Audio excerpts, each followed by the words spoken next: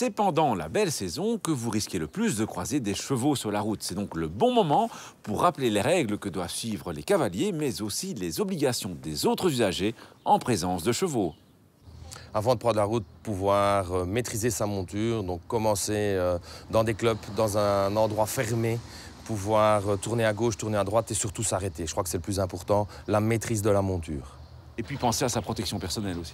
Voilà, le casque n'étant pas obligatoire, mais fortement conseillé. En tout cas, pour les jeunes cavaliers, n'hésitez pas à mettre un casque. En cas d'accident, de chute, c'est toujours préférable d'avoir une protection au niveau de la tête. Sans compter qu'il faut essayer de se rendre visible aussi. Voilà, par temps mauvais, n'hésitez pas. On en a les gilets fluorescents, les protections fluorescentes pour les chevaux. Donc c'est toujours intéressant en cas de lever du soleil, coucher du soleil, en cas de brouillard, d'avoir une visibilité importante.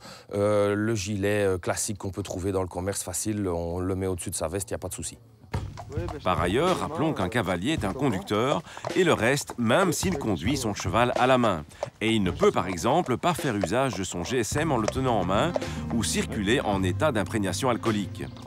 Le cavalier doit circuler le plus près possible du bord droit de la chaussée et n'est pas admis sur les trottoirs ou les pistes cyclables par exemple. Par contre, en dehors des agglomérations, un cavalier peut emprunter un accotement de plein pied situé à droite de la route. Le cavalier doit indiquer ses changements de direction par un mouvement du bras. Le galop est interdit en agglomération, mais pas le fait de trottiner. Le cavalier peut être très jeune, puisqu'il est permis de monter seul à cheval sur la voie publique dès l'âge de 14 ans et à partir de 12 ans si l'on est accompagné d'un cavalier âgé d'au moins 21 ans. Et il faut 16 ans pour conduire un attelage. Et les autres usagers, quelles sont leurs obligations ? Le cheval est un animal peureux. Le bruit va l'effrayer. Si jamais vous croisez un cheval et qui prend peur, vous pouvez couper le moteur sans souci. Ça va en tout cas le rassurer. Alors quels sont les bruits qui lui font peur particulièrement ? Bien sûr, on a le chien qui va aboyer, le démarrage de tondeuse, la moto.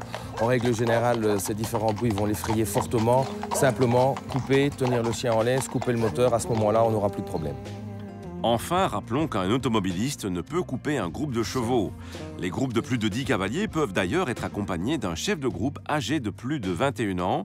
Celui-ci peut immobiliser le trafic au carrefour sans feu pour arrêter la circulation. Au contraire d'une automobile, le cavalier ne dispose pas d'un frein ou d'une clé de contact pour maîtriser son cheval. Voilà pourquoi on demande des autres usagers un comportement qui n'est pas de nature à effrayer la plus belle conquête de l'homme. À l'inverse, on demande aussi au cavalier de ne pas s'aventurer sur la route avec un animal qu'il ne maîtrise pas assez. À la question de la semaine dernière, il fallait répondre qu'en voiture, un enfant doit être attaché dans un siège enfant tant qu'il n'a pas plus de 1,35 m.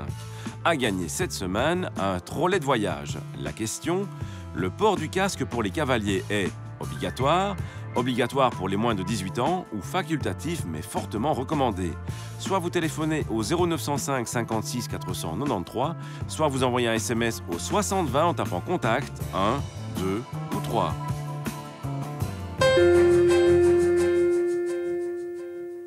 Pour être efficace, la ceinture doit être portée correctement. Veillez ainsi à ce que le baudrier passe sur l'épaule et plus précisément sur la clavicule, et certainement pas sous les aisselles comme le font certains. Car en cas de choc, la cage thoracique serait écrasée. Évitez de tordre la ceinture en la plaçant. Quant à la partie ventrale, elle doit reposer sur les hanches et non sur l'estomac. Pour les femmes enceintes, ni le baudrier ni la partie ventrale ne doivent peser sur le ventre, mais doivent être placés comme dans cet exemple. Enfin, la ceinture doit être plaquée au corps pour être efficace. Évitez donc de porter un gros anorak par exemple, ou de donner intentionnellement du mou à la ceinture comme certains le font. Bonne route et à la semaine prochaine!